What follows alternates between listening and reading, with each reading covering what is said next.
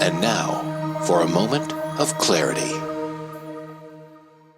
The release of the Epstein Files, there was actually not anything in there that we already didn't have access to. And I was trying to figure out why this bothered me so much. The Times summed it up this way. The document released on Thursday was a moment that said much about the Trump administration. The two most powerful law enforcement officials in the country, Ms. Bondi and Mr. Patel, were responsible for overseeing vital national security and criminal investigations, chose to prioritize a long-concluded case to massage conservative media and the obsessive core of Trump's supporters who see the case as nefarious, unfinished business. Yeah, they just wanted to say, Trump had nothing to do with any of it. That's basically what that's...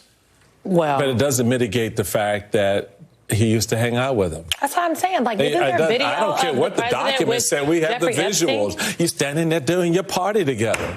I mean, that's what it was. So, okay. And this is serious. Like, there were people who were hurt in this process. Right. Take this seriously. Instead, they come out with the binders thumping them like this, and it's like, no, if you actually care about the problem, focus on the problem. I go back to this whole thing. Everything in this government is about justifying Donald Trump. It is about justifying all that the allegations against him were lies. All right, so we're gonna prove that, and it is all about relitigating everything that we have learned about this man that has tarnished his image with MAGA.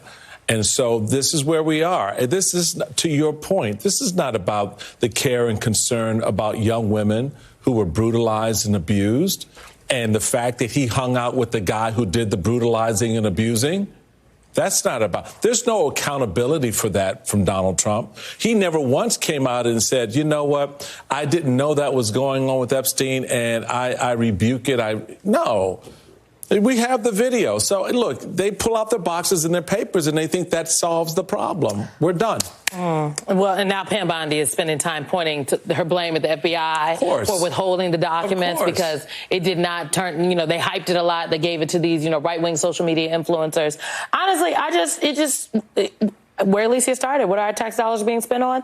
Definitely not trying to lower the price of eggs. No. They're being spent on chasing conspiracy theories about Jeffrey Epstein.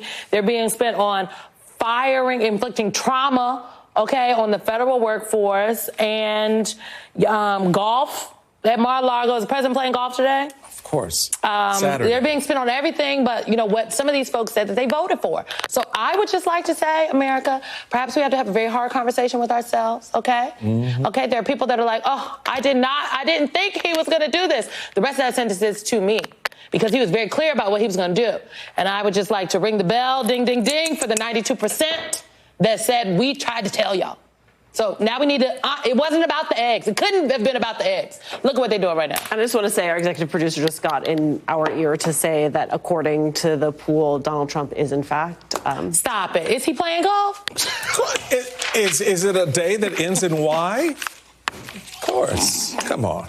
Well. Do you have a sense of what we're going to hear on Tuesday? This is going to be, look, okay, the visual is Republicans will wet their pants over and over again in explosive applause for every little comma, period, and exclamation point out of Trump's mouth. Trump will stand up there basically and do a relitigation of the last 8 years. He's going to say that we closed the border, Biden ruined the country, we're fixing the country, and it's all going to be a lot of bluster. But again, the people in the streets at these town halls and the folks on conservative talk radio, they are real. Evelyn, I just can't even begin to level up the embarrassment, the sheer hubris and stupidity of what we witnessed. I'd like to finish a thought that President Zelenskyy tried to convey to little wonderkind J.D. Vance when they were talking about, when he was trying to help them understand, if we get this wrong, you will feel the influence of bad decisions. Let's take a listen to what he had to say about that. During the war, Everybody has problems, even you, but you have nice ocean and don't feel now, but you will feel it in the future. God bless. You don't know that. God bless. God bless. You will not have a war. Don't tell us what we're going to feel. We're trying to solve a problem. Don't tell us what we're going to feel. I'm not telling you. Because you're in no position to dictate that. Remember this. You're in no position to dictate what we're going to feel. We're going to feel very good. You will feel influence. We're going to feel very good and very strong. You will feel influence. You're right now not in a very good position. It speaks to the ignorance of the man in the red tie that he didn't understand exactly how that conversation started. You're isolated, America. You're surrounded by two oceans, right? But even that, if you get this wrong, if you allow Russia to have control the way you're setting this up, you will feel the other side of that. Speak to that, if you could, just to help people in the White House understand how to do foreign policy. Yeah. I mean, I was in Munich. The speech that really mattered was President Zelensky's speech, because he said the same thing. He said, Europe, if we get rolled over, are you ready? Folks, that cesspool of stupid went on for 10 minutes. Shortly after, Trump posted on his social media site saying he has determined President Zelenskyy is not ready for peace and that he can come back when he's ready. The pre-planned bilateral press conference was then abruptly canceled, and Zelenskyy was kicked out of the White House. No deal was signed. It's hard to overstate just how much of an embarrassment this was for America on the world stage, and just an overall disaster for everybody except Russian President Vladimir Putin.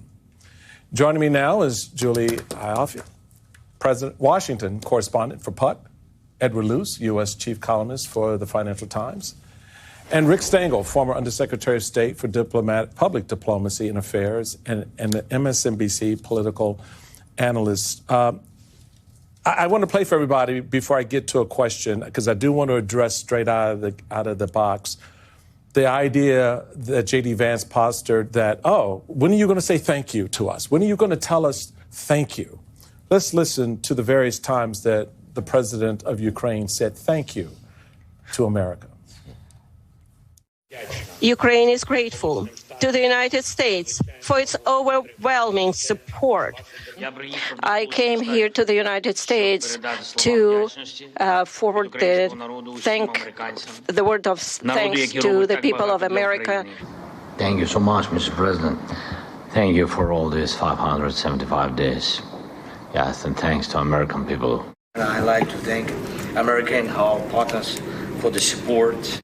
Mr. President, thank you, your team. I would also like to thank the United States Congress for their support, both parties, both chambers. We deeply appreciate that Ukraine and America have stood side by side from the very first moments of this terrible Russian invasion. Rick, I guess the question is, what are we to make of what we witnessed today and the clear move by this president to solidify his relationship with Vladimir Putin? Catch Michael Steele on The Weekend, Saturdays and Sundays, 8 a.m. to 10 a.m. on MSNBC.